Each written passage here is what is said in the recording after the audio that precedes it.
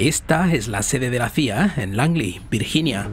A 20 minutos al este está la Casa Blanca y a 70 minutos al suroeste se encuentra el centro de datos SWIFT, que registra transacciones monetarias globales. La proximidad de estos lugares no es casual. Desde 1944, el poder financiero estadounidense ha sido un arma geopolítica. Aquí, el principal componente es el dólar estadounidense. Materias primas vitales como los hidrocarburos y los metales preciosos se cotizan en dólares. Al controlar los flujos monetarios mundiales y supervisar $1 cuatrillón de transacciones internacionales anuales, Washington puede congelar a sus enemigos mediante sanciones unilaterales. Y ese es precisamente el problema. Hoy en día, muchos estados ven la hegemonía del dólar como una reliquia de la supremacía estadounidense y tratan de desarrollar infraestructuras financieras alternativas. La mayoría se centra en China, la única economía lo suficientemente grande como para hacer de contrapeso a Estados Unidos. La desdolarización se está extendiendo rápidamente a través de acuerdos bilaterales, multilaterales e institucionales. China busca deshacer la naturaleza de la red del dólar, porque en geopolítica no hay que depender demasiado de los demás. Hasta tu sombra te abandonará en la oscuridad. Soy Rafael González y te doy la bienvenida a Historia Geopolítica. Espero que al final de este vídeo me haya ganado tu me gusta y suscripción. El dinero es el poder de comprar a los demás. Como institución social, el dinero estuvo históricamente ligado a los metales preciosos. Pero como la moneda era susceptible de ser recortada, desgastada y envilecida, su poder social no derivaba de su contenido metálico, sino del Estado cuyo mercado la soportaba. En un sistema global anárquico, sin embargo, no puede haber un Estado mundial. Y como los sistemas monetarios son intrínsecamente nacionales, los regímenes monetarios mundiales reflejan los intereses de las potencias emisoras de divisas. Desde 1944, el poder monetario se ha centrado en Estados Unidos. Con Europa Occidental hecha trizas y la Europa del Este tras el telón de acero, Washington utilizó su poder como acreedor para descorchar los bloques comerciales imperiales de Gran Bretaña y Francia. Los préstamos para la reconstrucción de la posguerra se basaron en la importación de alimentos y manufacturas estadounidenses y en la concesión a Washington de poder de veto en instituciones internacionales, incluidos el FMI y el Banco Mundial. Un sistema de tipos de cambio fijos convertibles en oro lo mantenía todo en su sitio. Pero aunque Washington disfrutó inicialmente de un importante superávit comercial, los gastos de la OTAN y los refuerzos militares en Corea y Vietnam arrastraron sus pagos internacionales a números rojos.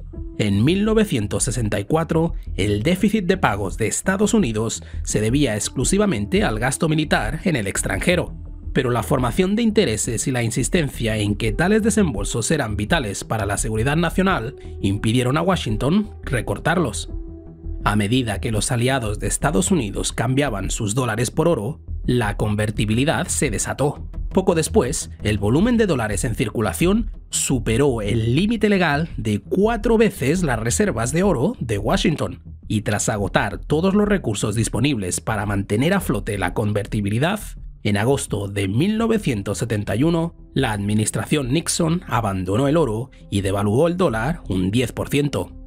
Al hacerlo, Washington dio un golpe maestro geopolítico. Los bancos centrales extranjeros ya no podían poner en jaque a Estados Unidos cambiando dólares por oro, pero tampoco podían repudiar la legitimidad del dólar. Si lo hicieran, sus enormes reservas de dólares perderían todo su valor.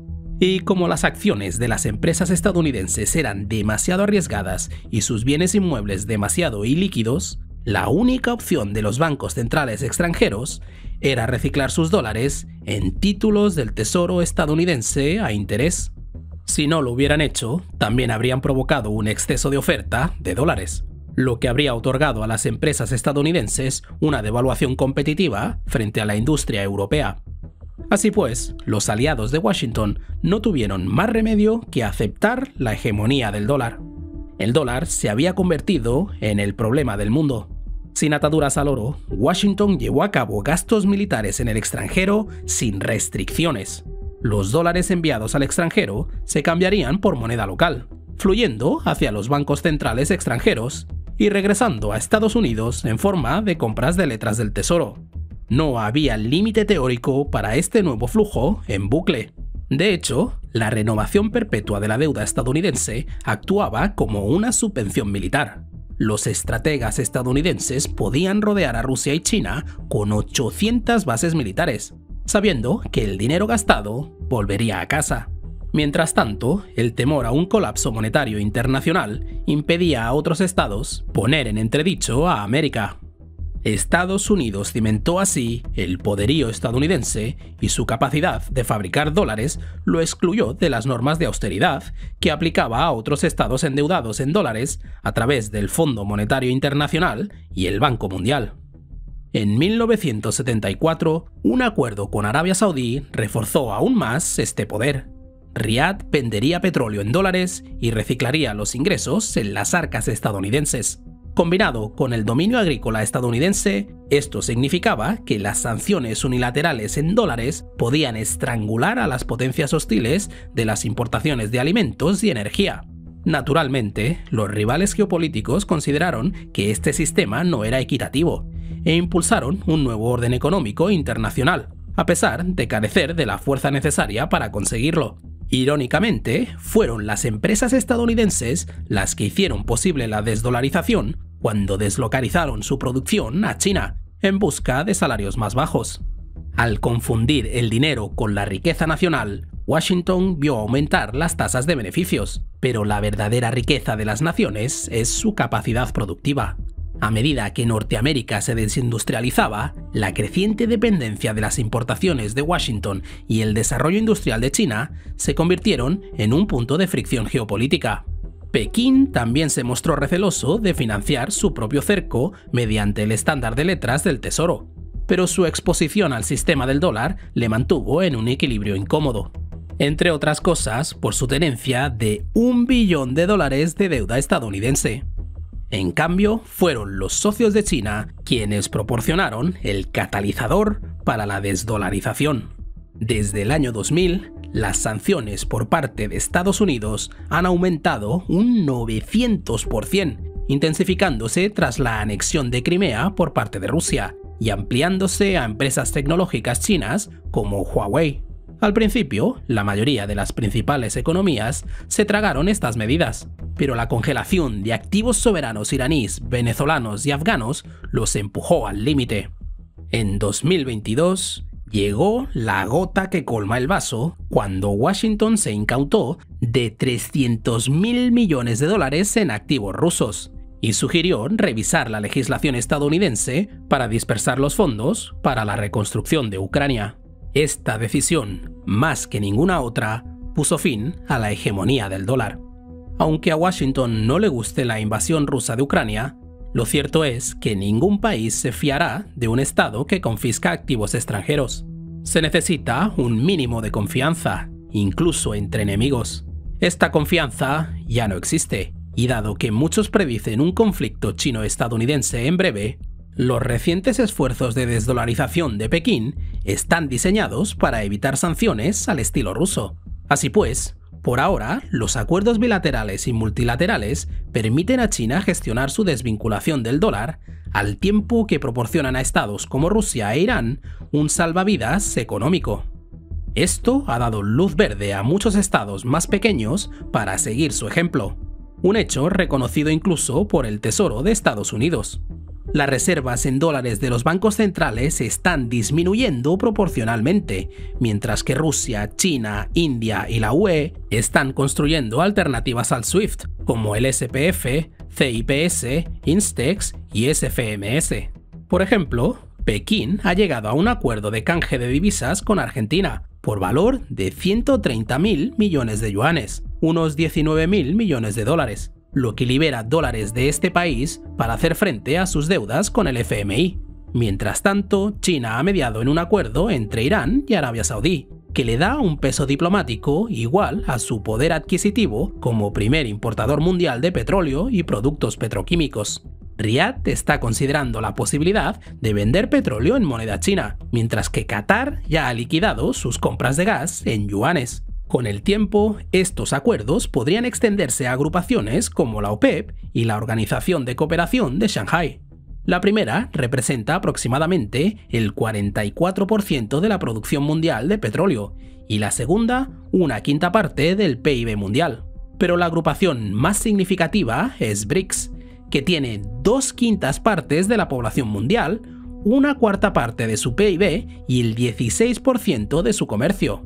Los BRICS también están abiertamente comprometidos con la desdolarización. El nexo China-Brasil es especialmente importante.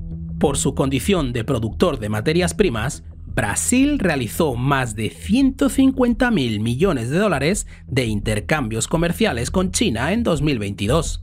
En marzo de 2023, los dos países acordaron comerciar en monedas locales y planean emplear el nuevo Banco de Desarrollo para proporcionar 1/3 de los préstamos en monedas locales, facilitando reembolsos de deuda más manejables. Se trata del programa de desdolarización más ambicioso hasta la fecha, y ya son 19 los estados que aspiran a unirse al BRICS, entre ellos Argentina, Egipto e Indonesia.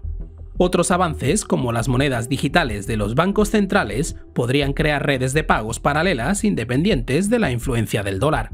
Pero como medida provisional, el oro será probablemente necesitado.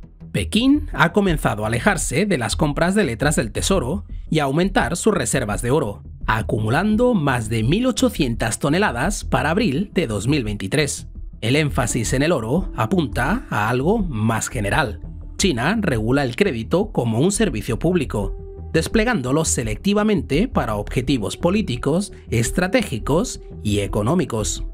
Inundar el mundo de yuanes convertiría a la política china en rehén de prioridades contrapuestas, algo que Pekín no tolerará.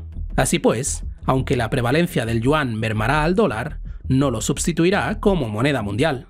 Los órdenes monetarios reflejan el equilibrio de poder. La multipolaridad ya está aquí, y los regímenes monetarios multipolares no están lejos. El dólar estadounidense no se va a ir a ninguna parte, pero su exorbitante privilegio está llegando a su fin. Esto reducirá su uso como arma económica y trasladará la carga del gasto militar estadounidense a su base impositiva. La desdolarización constante tendrá efectos dominó en todas partes. El presidente chino Xi Jinping lo dijo mejor que nadie.